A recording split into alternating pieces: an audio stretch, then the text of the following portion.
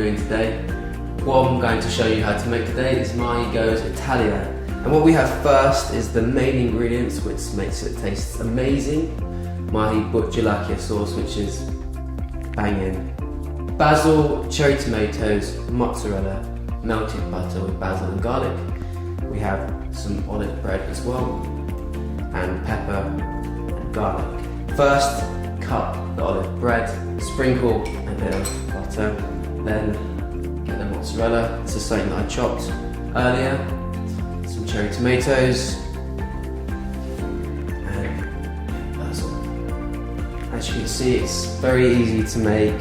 It's very simple, not much mess. Pop that in there, pepper, and a bit of garlic salt in there. Afterwards, I'm going to place this in the oven for about 10 to 15 minutes, and then it's perfectly done on 190 degrees. And there we have it, from MAHI with love.